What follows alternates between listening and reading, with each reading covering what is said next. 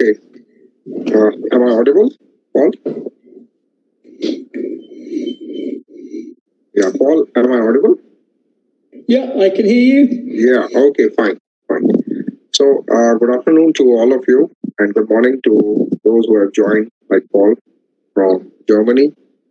On behalf of the National Academy of Sciences, India Delhi Chapter, and MHRD Institution Innovation Council, the Indian Upadhyaya College, I welcome all of you in this webinar, the second in the series of our distinguished experts. Today we have with us Professor J. Paul Attfield, who is from Center for Science of Extreme Conditions and School of Chemistry, University of Edinburgh. And he'll be talking about the new chemistry and physics in magnetic oxides. And just a brief intro about Paul, who holds a chair in material science at extreme conditions at the School of Chemistry and Center for Science at Extreme Conditions, University of Edinburgh. He received BA and DPhil degrees from Oxford University, and he was a co-director of the Interdisciplinary Research Center in Superconductivity at the University of Cambridge during 1991 to 2003. He received the Royal Society of Chemistry's Lola and Corday Morgan Medals and Peter Day Award, and he was elected a Fellow of the Royal Society in 2014 and a Foreign Fellow of INSA, that is the Indian National Science Academy, in 2019. Early research contributions included pioneering resonant X-ray scattering experiments of cation and valence ordering and studies of disorder effects in functional oxides. Current research is centered on electronic and magnetic materials, including use of high pressure methods.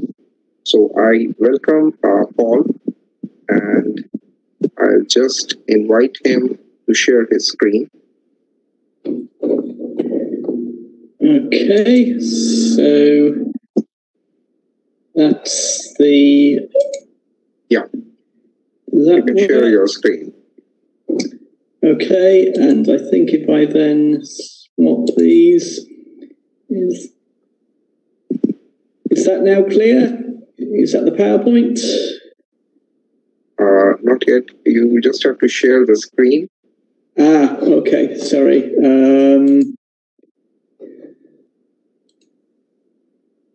Where do I do that? Oh, share. It's on the toolbar, the third icon, share content. Share my screen. And then your presentation. Okay. Is that working now or not?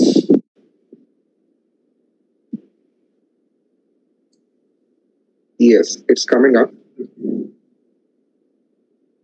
Right, okay, you can, and then... Yeah, you can put it in the slideshow. I'll go into slideshow, and probably I need to swap between different views. Yeah, you have to change the display settings on the top. Okay, is that good? Can you see the... Yes, absolutely fine. Screen now, very good. Yeah, please go ahead. I'll also give myself try and give myself a laser pointer if I can. Let me see. Does that work or not? It's not yet. No. Okay. Well, I'll get back. Okay, so I'll make a start. So, firstly, thank you very much, Manoj, and other organisers of this series. It's a great pleasure to contribute. I hope this is an effective way of doing it. Of course, unlike a normal talk, I can't see my audience, but a very warm welcome to everybody. I'll wave at you, and if any friends of mine are there, then I'm delighted that you're able to join. So, as Manoj mentioned, I work at the Centre for Science and Extreme Conditions, this building in Edinburgh, in Scotland. I'm not actually there at the moment. And we have for many years been working on transition metal oxides for various properties, mostly related to magnetism. And I'm going to try and give a brief introduction and some research results on different aspects of conducting magnetic oxides today. So by way of a brief introduction, I mean, the word magnet or magnetism, of course, is very well known to everybody. And in fact, I'll just bring up these other areas of the field that people may be familiar with, which are not part of my talk today, but of course very important areas of the field. So things like nanomagnets, which are small magnetic particles, what are called frustrated magnets, where magnetic order isn't easily achieved and exotic new ground states can emerge. What people call molecular magnets, which are usually large clusters of magnetic ions that can form a magnetically ordered ground state, and many other areas of the field as well. But we're really focusing today on the traditional idea of a magnet, the idea of a practical magnet, something that sticks to your fridge door or picks up a paperclip. And for this, there are two basic criteria. We firstly need a material with a Curie temperature. The Curie temperature is the transition at which magnetic moments within the material become ordered. And clearly we need that to be well above room temperature, so the material is magnetic at room temperature. And then secondly, we need a high magnetization, but the magnetization is just the measure of essentially how strongly magnetic a material is. And despite a lot of research and a lot of different magnetic materials, there are really still only two classes of materials that meet those two conditions. The first of those are the transition metal oxides. Some famous examples are ferrites, such as the hexagonal barium ferrite. And in fact, the applications I've shown at the top of this slide are those that, there we go, can you see that? A laser beam there. So that all of these are taken from the Chinese Alibaba website. So these are all using barium ferrite for different permanent magnet uses. And then the second class are metal alloys, usually these days based on rare earths with transition metals. So, for example, samarium cobalt 5 or neodymium iron boride. And the latter material gives rise to all these different uses here. This little diagram, for example, just shows all of the places that are permanent magnets used in a typical car. So magnets really are ubiquitous. Now, in addition to the uses of magnets just for their own, that sort of property of magnetism, a great deal of the chemistry and physics from the last sort of 10 to 20 years has been driven by what we can call magnetism with everything. So this is a sort of little visual joke here. It's really at the expense of the Western diet. We all like chips and fried potatoes with everything. And so magnetism with everything has become a very popular sort of area, or multiple areas of research, really. And of those, perhaps the most important, it's the only one that's given rise to a Nobel Prize so far, is coupling magnetism to electronic conductivity. And this gives rise to the magnetoresistance effect, which is where electrical resistance changes as a function of magnetic field. The very famous discovery made by Grunberg and Furt, as shown on the slide here, was the so-called GMR, giant magnetoresistance effect. Originally made in multi-layers of different metals. So their original data here show layers of a magnetic metal iron and a non-magnetic metal chromium. And as you can see here, as the magnetic field is applied, the resistance decreases to as much as almost half of its value. And this is an extremely useful technology, a useful application for technology in hard disk reading, for example. And this has given rise to the modern science of spintronics, the idea of spin-based electronics.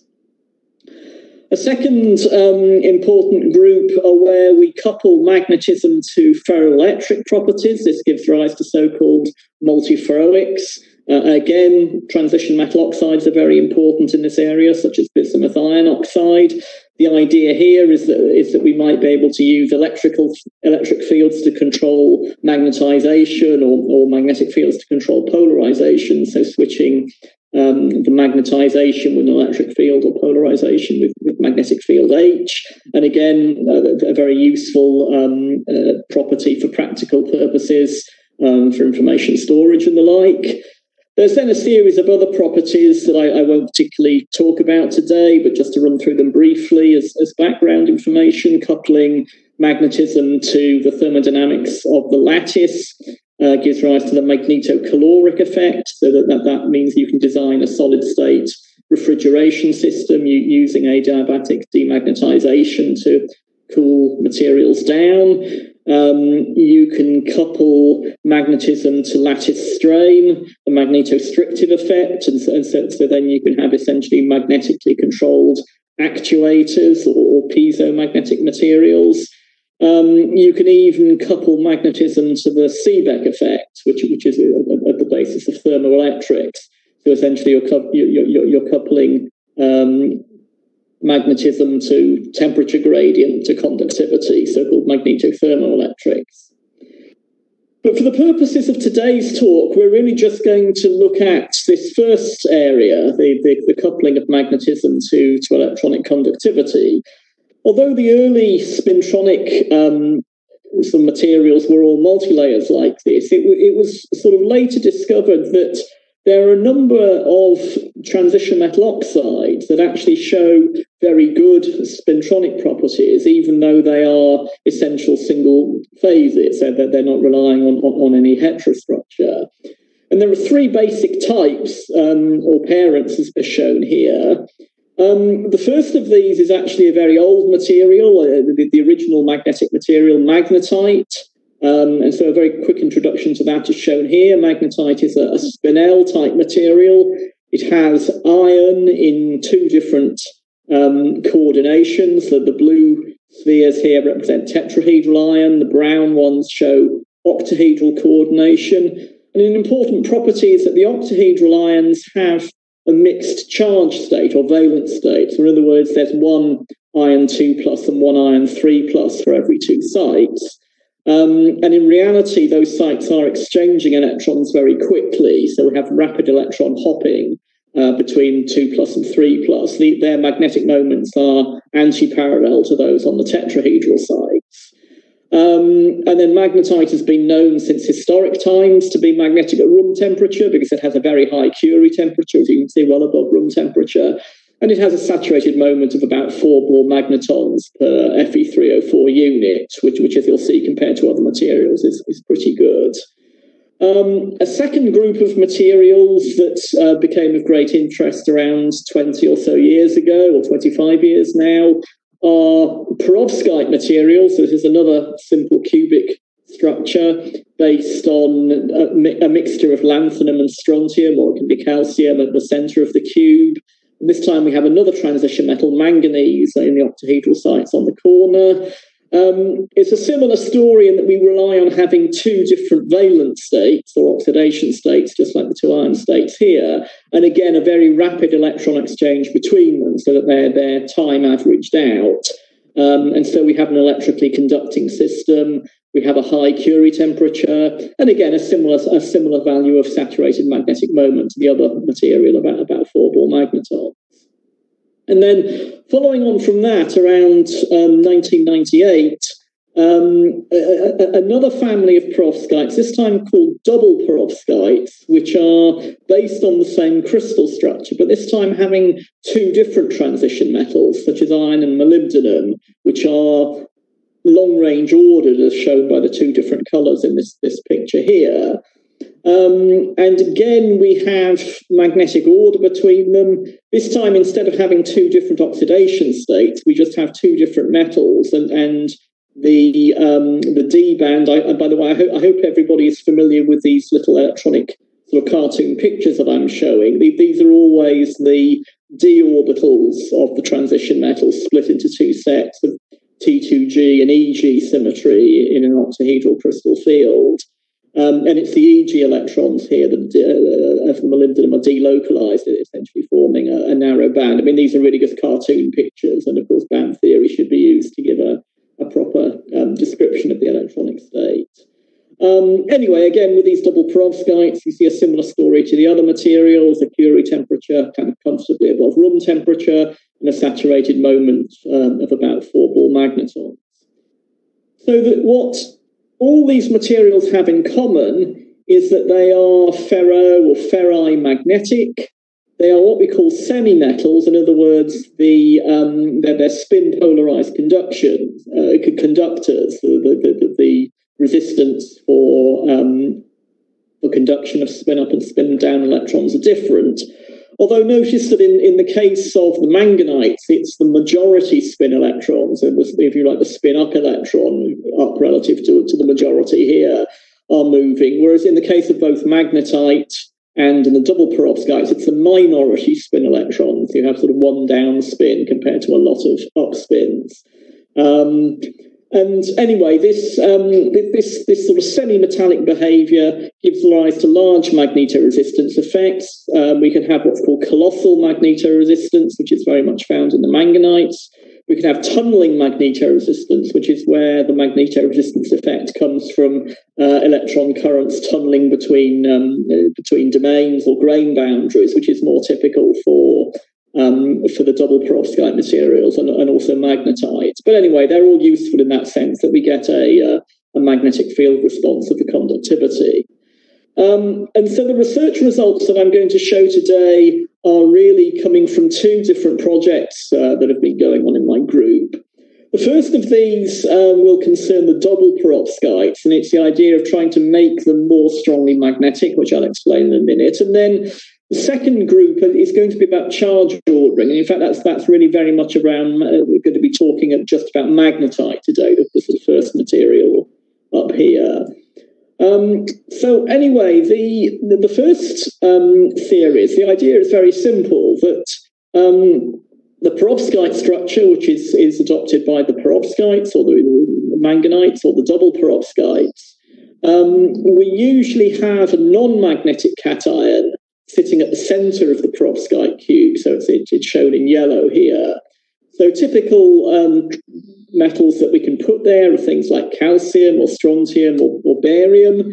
And these are very good at stabilizing the material. You can make calcium, strontium or barium based perovskites usually by synthesis at ambient pressure, just by heating oxides together.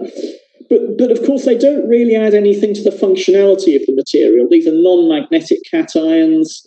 They don't have any electronic states to contribute to the Fermi level or any interesting off-center distortions for ferroelectricity. They just sort of sit there and stabilize the structure. So, of course, it would be very nice if we could replace those cations by some of the divalent transition metal ions. This graph shows the size, the ionic radii of the cations in picometers. And what we can see is that they're generally a bit smaller than calcium. So calcium has a radius of 100 picometers, whereas the transition metals are typically, as you can see, sort of 70 or 80. But the one that kind of jumps out at us as being the easiest to substitute for calcium is manganese 2+.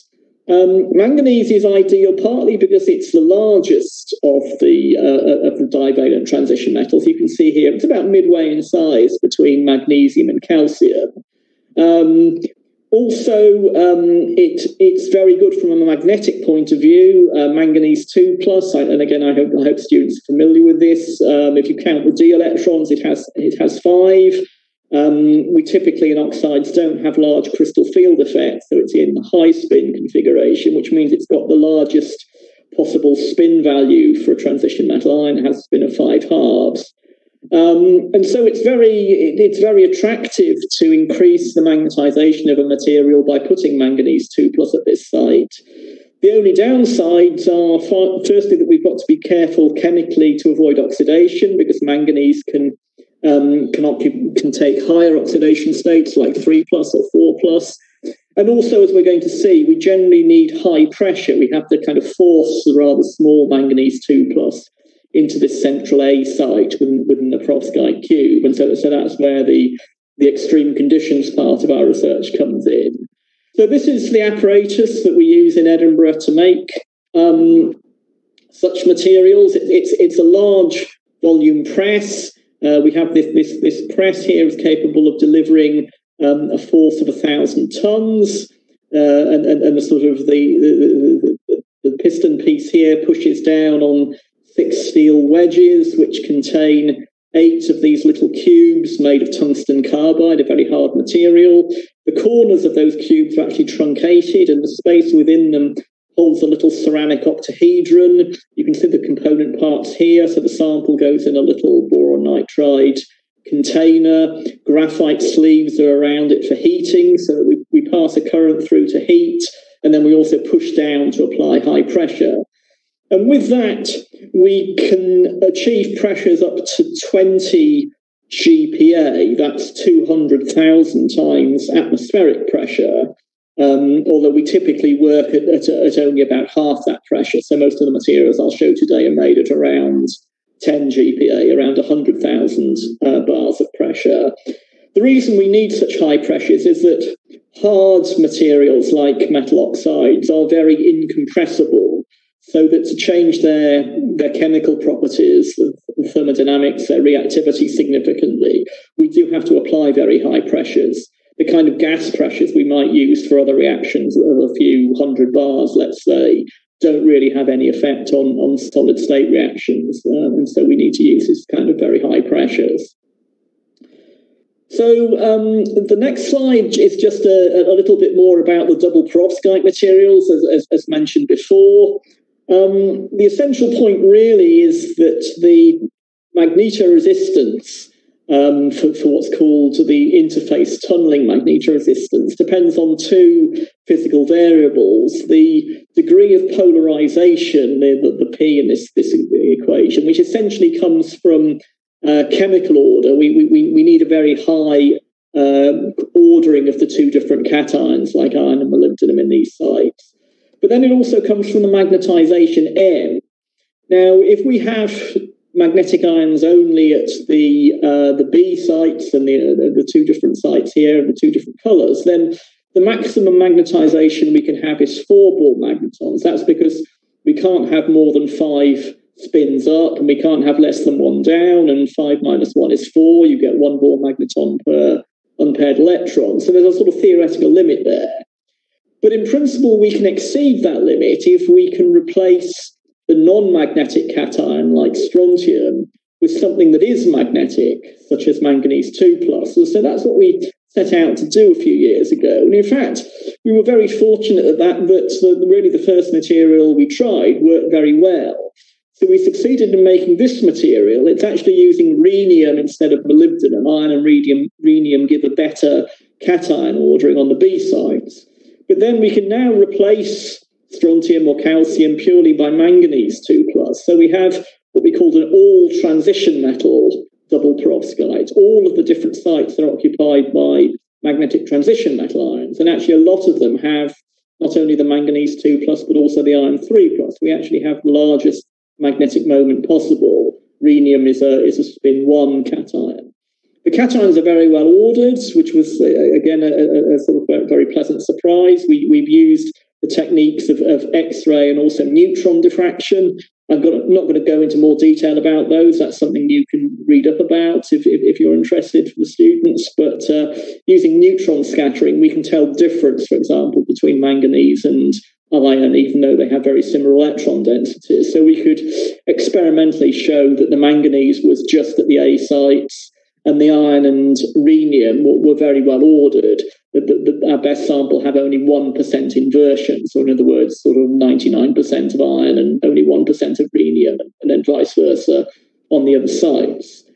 The physical properties are summarized here. So we were happy to see that we've preserved a very high Curie temperature. So as you can see, around 500 Kelvin. So these materials really they're real magnets. They're magnetic at room temperature. And also we have been able to push the record magnetization up. It's now about 5 Bohr magnetons, you can see here on the magnetization field plot. So that's very attractive.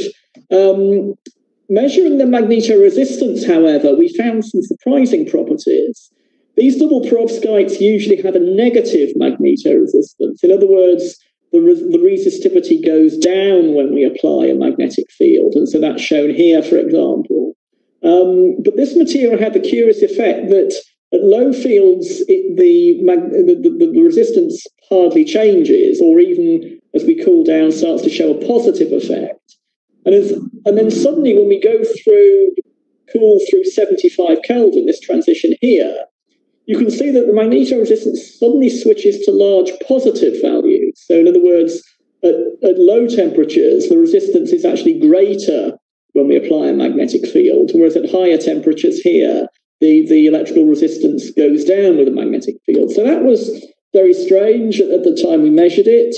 And this is where we can gain further useful information from the technique of neutron diffraction, because neutrons are sensitive not only to the ordering of different cations, they're also sensitive to oxygen atoms, but they also show magnetic ordered states. And so what we were able to determine from measuring the magnetic intensities, you can see some of the data here, these are magnetic diffraction intensities changing in different ways as the material is cooled down. And the analysis showed that what's happening is that at high temperatures, for example, room temperature, we have the normal FRI magnetic arrangement of these double perovskites. So with the iron moments up and the rhenium moments, just like the molybdenum and the original material, are anti-parallel. So that's FRI magnetic. But as we cool down, the manganese moments start to order. Those are the blue ones shown here. But they order in a way that's anti-ferromagnetic. So in fact, they're not contributing any zero field magnetization. And this creates a frustration effect, because these want to go kind of up, down, but then the ions want to go up, and you can't sort of mutually arrange them in a way that all magnetic couplings are satisfied. And so what happens between 100 and 2 Kelvin, so this is essentially the change is showing what happens at that 75 Kelvin transition, is that we get a canting effect. The moments point in different directions. They're no longer parallel to each other. And the important effect that has is that it makes the iron and rhenium moments go no longer anti-parallel. They're no longer at 180 degrees to each other as they are in this case. And that is known or was predicted from theory to add an additional barrier to electrical conductivity. So in other words, it's that introduces the positive magnetoresistance effect. So the sort of very brief summary of this is that we're getting a switching of the sign of the magnetoresistance from negative to positive due to the magnetic frustration between the different magnetic sublattices. So this is some new physics that's introduced by having magnetic moments at the A sites as well as at the B sites. And so we published that, and actually I should point out that an independent group in America led by Martha Greenblatt also published the same results and published at the same time that we did. So moving on from that, having made this very interesting new material, we saw that in the literature, in fact we already knew in the literature, that the material we'd made was essentially an analogue of this known material. So calcium-2 iron rhenium oxide, you can make at ambient pressure. It was already made by other groups. It's another double perovskite. It has the same monoclinic distortion. So these two look quite similar, and therefore we could try mixing manganese and calcium on the A sites to see what happens. But what we found rather nicely, rather satisfyingly, was that when we made a one-to-one combination, so if you imagine sort of heating a 50-50 mixture of those together, again, it does have to be done under pressure, we obtained a new perovskite type, which we call a double-double perovskite. That's because as well as having ordering of two different cations, so the iron and rhenium on the B sites, we also now have ordering of two different cations on the A site, the calcium and manganese. They order in two different columns. So the calcium cations form a column going into the plane of the screen here, and manganese columns are here as well. We actually observed a similar ordering of cations in another series of sort of related manganese-based perovskites just slightly before this. And this has the interesting effect that it kind of changes the physics. We essentially get rid of that frustration effect. At low temperatures, we have we still have the high temperature magnetic transition around 500 Kelvin of the iron and the rhenium.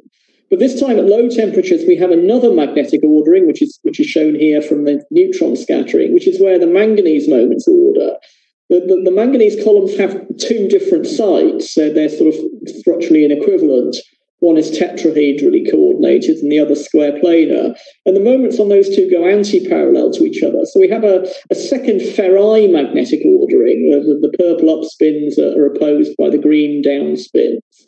So we have one FRI magnetic transition at 500 Kelvin and a second one at 70 Kelvin. But from the point of view of magnetoresistance, that preserves the kind of normal negative magnetoresistance effect. So we get this large diverging magnetoresistance at low temperatures in this material.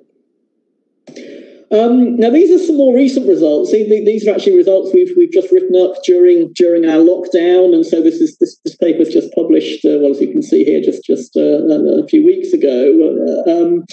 So that in fact we had explored more widely the calcium, manganese, iron, rhenium oxide solid solution series, but in fact what we found is that really there's only very small ranges of solid solution in the system. So despite the fact that the two end members, so this is pure manganese to iron, rhenium 06, pure calcium at this end, you can introduce just a small amount of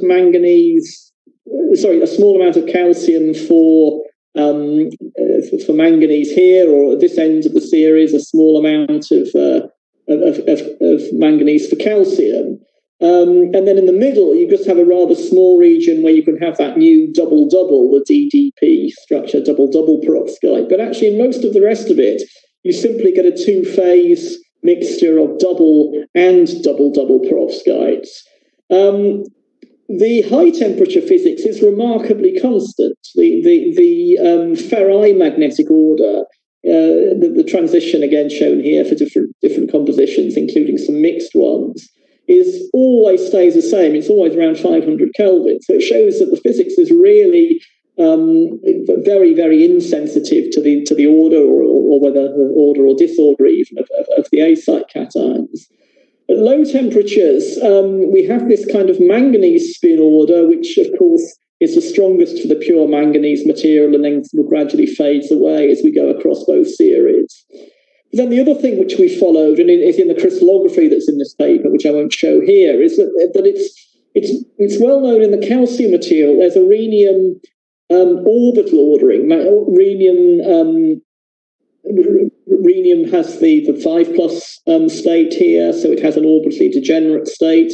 And there's an orbital order which you can observe from the crystallography, which is seen in the pure calcium material. But in fact, by doing more careful neutron scattering, even for the pure manganese material, we found that the rhenium orbital order occurs without frustration switching. So just in the double perovskites, it doesn't occur in the double-doubles, but all the way across, there's actually a rhenium orbital ordering.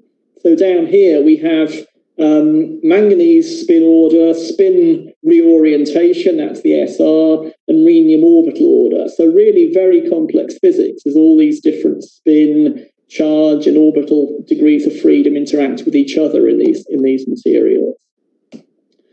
Finally, in this topic, coming back to the double structure, we also tried to replace the manganese in this square planar site within the manganese columns with copper. We wanted to see if we could make what we call a triple double perovskite. So if this worked, you'd have three cations. You'd have calcium and then a mixture of manganese and copper on these sites. It doesn't really work well. The data here show analysis of the crystal structure from X-ray and neutron scattering, which shows that there's only about 60 to 40, or the best is this one here, sort of 77 to 23 ordering.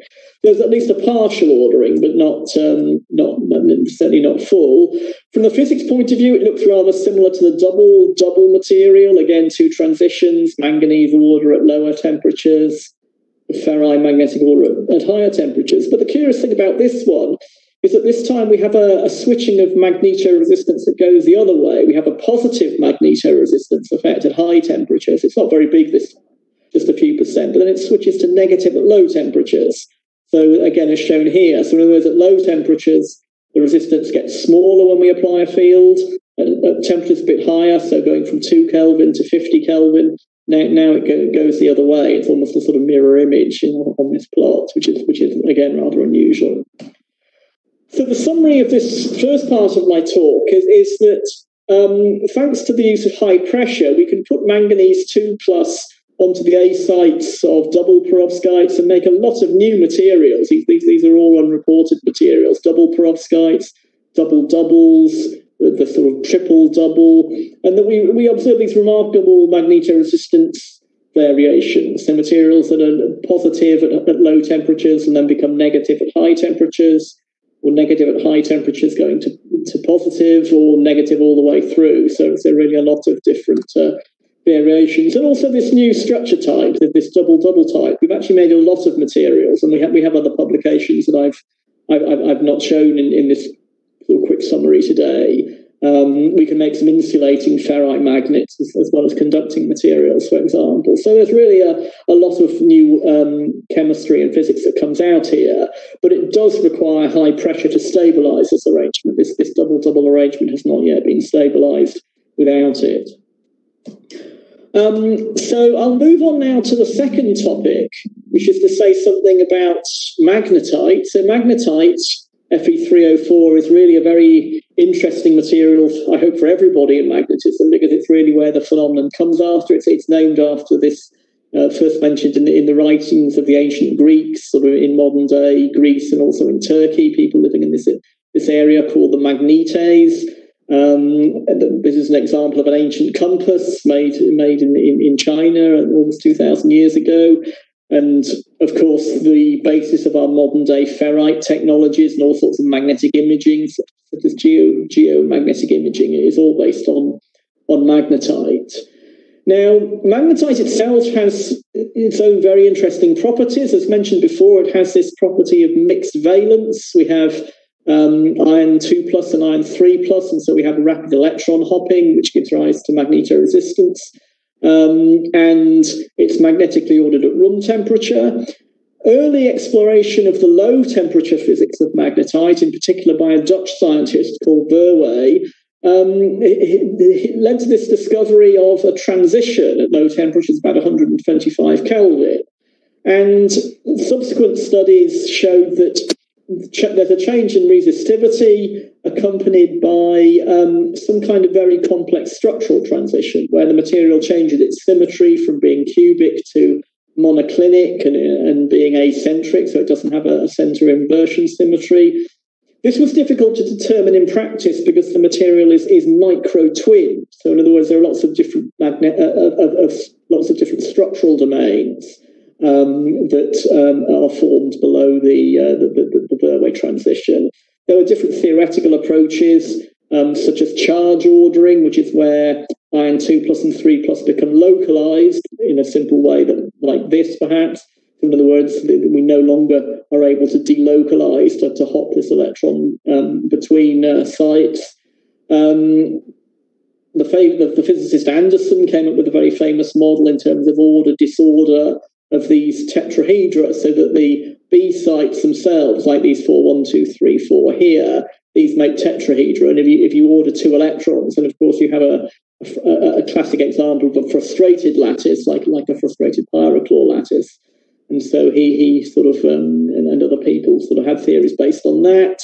Early band theory talked about instabilities, bipolaronic, polaronic theories, and also starting sort of in the early sort of 2000s, a different class of theories suggesting that because the iron-to-iron separations in magnetite are relatively small, then instead of localizing the electron to give the charge ordering of distinct 2 and 3 pluses, you might actually share these electrons between two neighboring sites to make diamonds. And this looks a bit like a charge density wave, or a Piles distortion. So working with two very clever former graduate students of mine, Mark Sen and John Wright, and really this was a lot of hard work by them over several years, we were able to solve the very complex low temperature superstructure of magnetite. I'm not going to go into the details here. It's all published in this paper, which is a few years old now.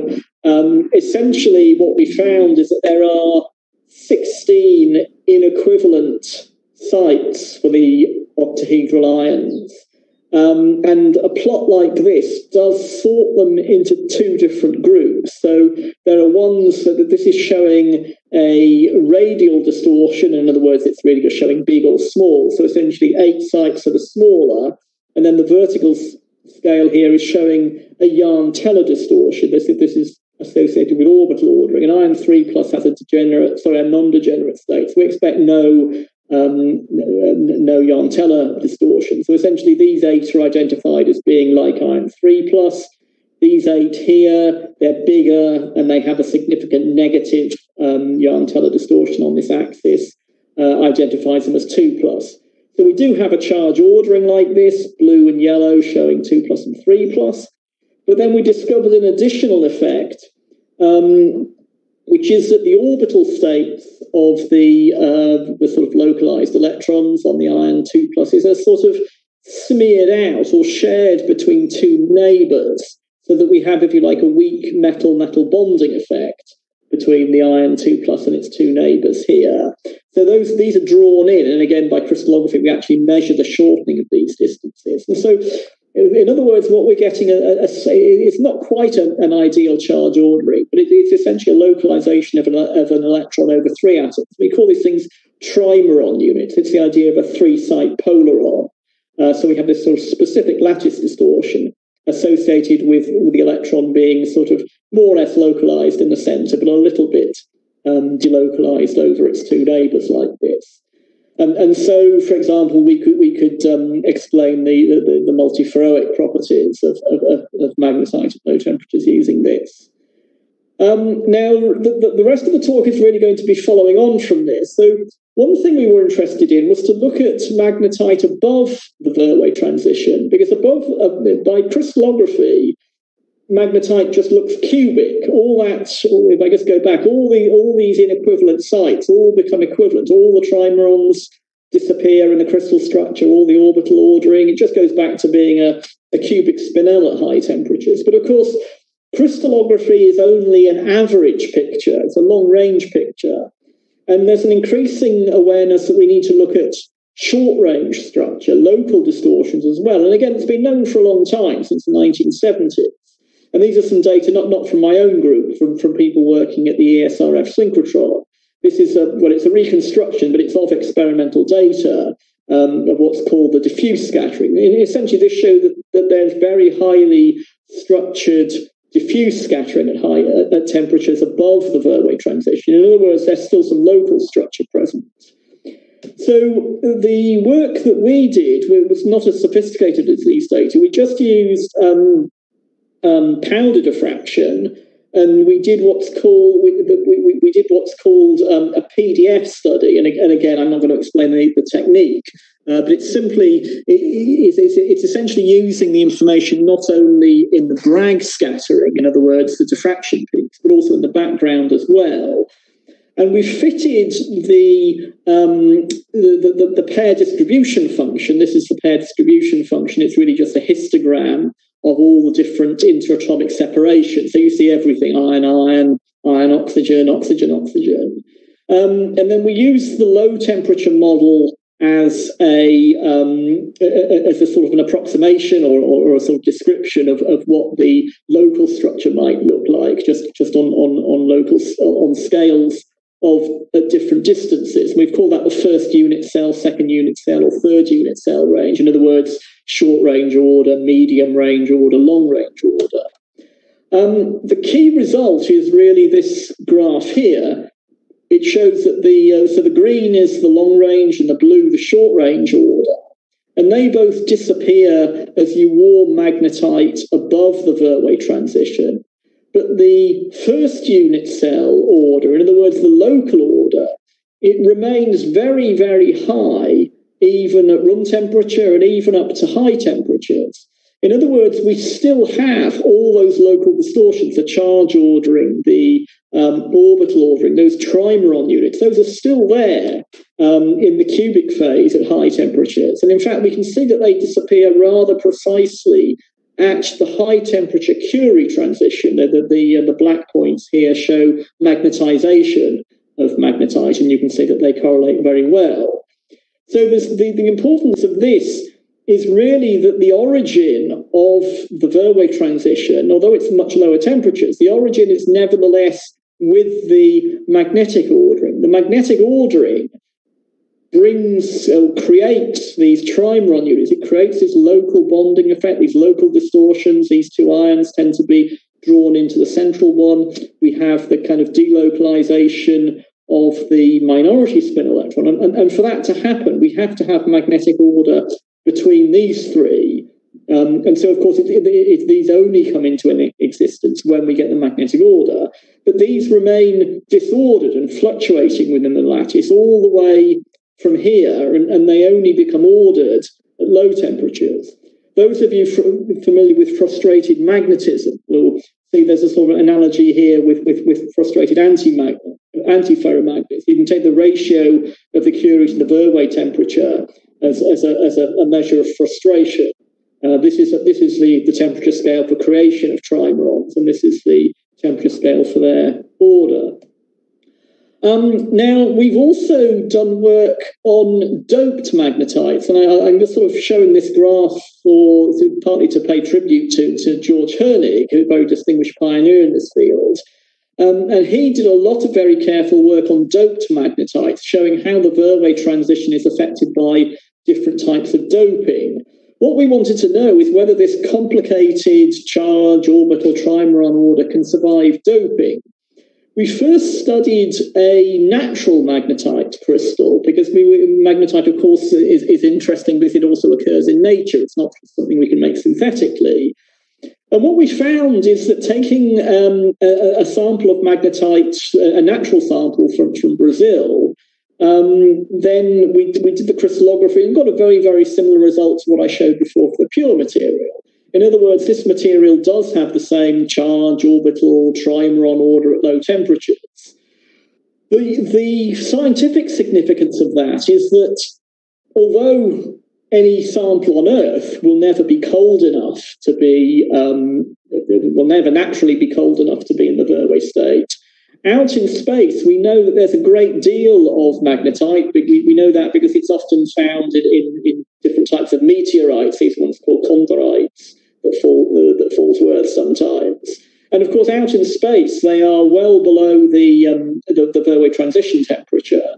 So essentially, I think we can be sure that not only is this electronic order the most complicated example we know about, certainly that's been reported on planet Earth so far, but it's really the only one that's likely to occur in space. This is truly a natural phenomenon. There's lots of cold magnetite out there floating around in the universe in this very complex state. And then the final result I'm going to show, this is something very new that's just been published earlier this year, is that we've now moved on from that natural sample, and we've compared rather carefully crystal structures of the original pure magnetite with two that we made ourselves. One which is iron deficient, which has a doping, as you can see here, of about 1%, and then where we actually added some zinc to further increase doping to about 2%. We found that we preserved the crystal structure in all of these things. So it's the same sort of monoclinic superstructure. All this stuff is the same. The key result is really shown in the histogram here. So what we're showing, each of these 8 labels here, these are just the crystallographic labels of the iron 2+ site. These are the sites in the middle of the trimerons. Now, when we dope the material, we're removing electrons from this site, and so we expect to see disappearance of all those local distortions that we use to characterize the ordering. So in other words, we lose the radial distortion. In other words, the site gets a bit smaller. We lose the orbital ordering. We lose this trimeron distortion. And the magnitudes of those distortions are shown by the colours here. And so, in other words, the more that we expect them all to be positive on the way these things are plotted, as you can see they generally are. For each site, we're showing two sets of bars. The first one is going from 1 to 2, so the 2 is always the left-hand one, and then the second one is going from structure 1 to structure 3, so in other words, the bigger change. And what we can see, I think, immediately by eye is that all of these things are about the same. There's no great difference in the magnitude, except for one case, which is that we're going to the more doped material. For this one site, we get a much larger change of all the radial, the yarn-teller, and the trimeron distortions. In other words, what we're seeing is that selectively the trimerons are being lost from that one site out of all 8, this one that has the structural label B42. Now, that's a remarkable result in several ways. Firstly, it's notable because when we first published this charge order of structure of magnetite, we noticed that one of these trimerons is different to the others. What makes it different is that the other trimerons are all an iron 2+ and then 2 3+ at either side. But actually this one isn't. It actually uses a d orbital from another iron 2+. So it's sort of the end of this trimeron is the same as the center of the trimeron next to it. If you like, it's a bad trimeron or an anomalous trimeron. And so what we're seeing in this new result is that actually that trimeron is selectively lost or destroyed. We can give a simple physical explanation for that. It's simply lowering of electron-electron repulsion. If you like, you've localized electrons on these two sites, and so we have a greater degree of repulsion than you would in other places in the lattice. So first of all, it's remarkable that we see the thing at all. We're seeing this at an absolutely tiny doping level. We're only doping by 2%. So in fact, we're not even oxidizing all of these sites within the unit cell. We're only oxidizing about 0.7 out of 4 in total. There's 4 times 8 in the whole unit cell, but there are 4 of that structural type. So we're only making a very, very tiny change to the structure. And there's certainly no material I'm aware of where you can get a regular doping of a charge-ordered lattice. If you like, this is what we've called a charge order within a charge order. We already have all this complicated charge ordering going on. But then when we do the doping, we're actually selectively oxidizing just one site out of all of them. So I think this is a remarkable result. I think it's probably just a bit of fundamental physics at the moment. But of course, one might imagine using it to provide very selective chemistry redox reactions. It's saying that the ionization potential of that ordered charge is actually slightly different for the potentials of the other sites. One might even use it for storing information if you could sort of preserve that on the surface. So this graph here shows these trimerons actually lie in the 100 surface of magnetite. And so they're the ones shown by the kind of beach ball colour there. And so you could, in principle, store information if you could sort of selectively, with some sort of scanning microprobe experiment, you can localize holes there. So that's our latest result in this area of research that's just published very recently. So to conclude the second part of my talk, I think we've seen magnetite has this very complex electronic order, but at the same time it's actually extremely robust. It survives the chemical disorder, and also locally these trimeron units persist up to very high temperatures, 850 Kelvin. It shows that actually the Verwey transition is very much an order-disorder transition of trimerons. And again, for those interested in computational condensed matter physics, so the traditional way of looking at transitions like this would be to to look at something like a K-space instability, but that's really not quite right because it's the high temperature structure is not truly uniform. It's only uniform in a structural average. And so hence this formation of trimerons really seems to be the origin of the Bernoulli transition. And then this remarkable charge order within a charge order is the latest result here. So I'll finish just by thanking members of my research group shown on I won't try and name individuals here, but a lot of people on these pictures have contributed to the research that I've shown today, and also funding agencies from the UK and the European Research Council as well. And I will finish by thanking everybody for listening. I hope I've more or less kept to time.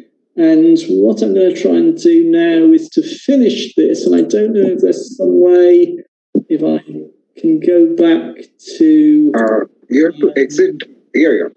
Right. Hello, Manoj. So I don't know if anybody wants to ask a question. Yeah.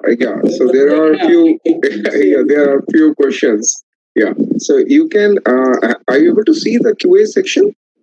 Or shall I read out for you? No, I think if you read them out, that's probably the best thing. Okay. Just a second.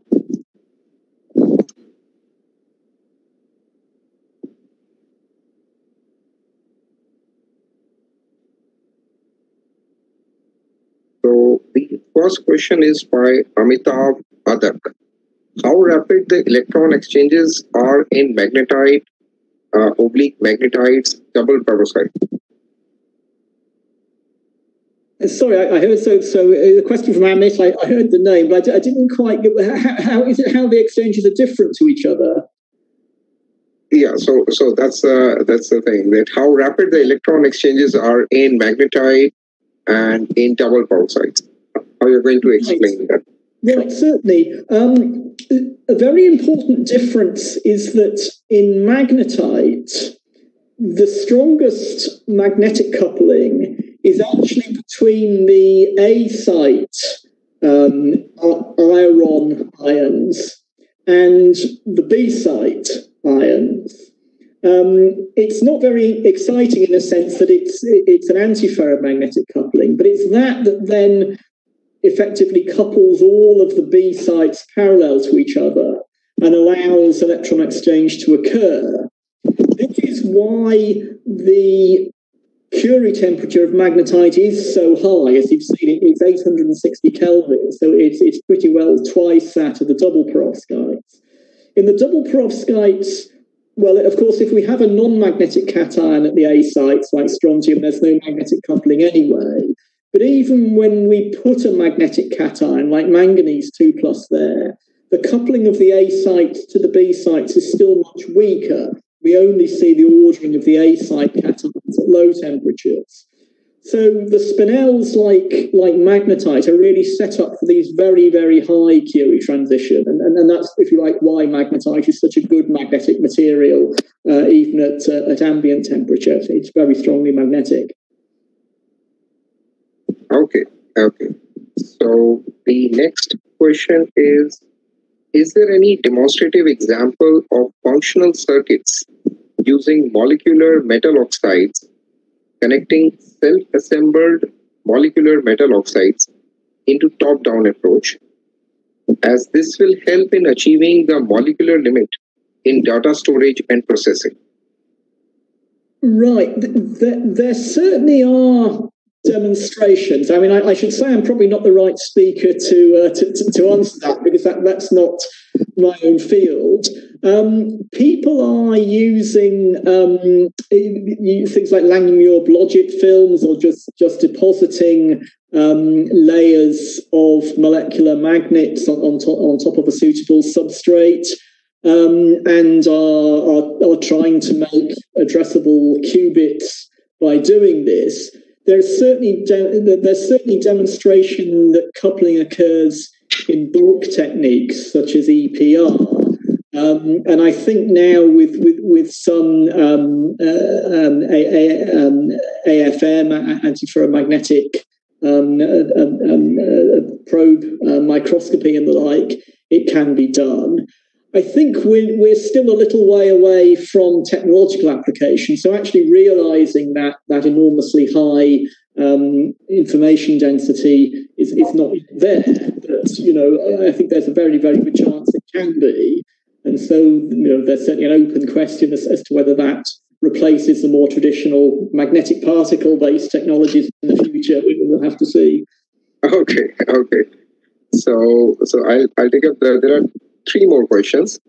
Are the electron exchange times order of femtoseconds or attoseconds? Well, of course, depends on the material and depends on the temperature. But generally, they tend to be longer than we might predict. And I think that, at least for magnetite, we now understand why that is. And it's because of the local structure. Magnetite, there's been a long discussion as to whether magnetite at high temperatures, meaning room temperature, is genuinely metallic, or whether it has a very small band gap. Calculations always predict that it is a spin polarized metallic conductor, but of course those calculations are assuming that the lattice is regular. Experiments show that there is a small gap of about 50 millielectron volts. And I think we rationalize that just because of this recent discovery that actually there is still local structure present. There's local structural disorder present. And so then electron exchange times actually become a lot slower. It probably is rapid electron hopping rather than true itinerant electron behavior. Okay. So the next one is by Sucheda Juneja. In metal oxide semiconductor field effect transistors, oxides are used as gate dielectrics. Whether the oxides can be used as channel semiconductors, why zinc oxide, that is in the case of thin films, becomes a semiconductor when zinc is a metal, whereas zinc is a metal?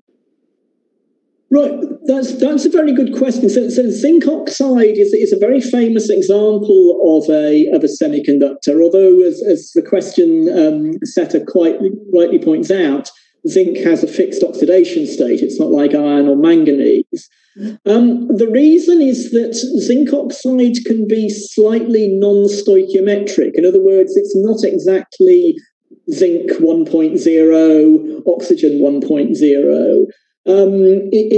Zinc oxide can have a slight excess of zinc atoms, and this has been studied for a long time. It effectively gives an N-type, a negative doping of the material, and so zinc oxide is actually a wonderful semiconductor,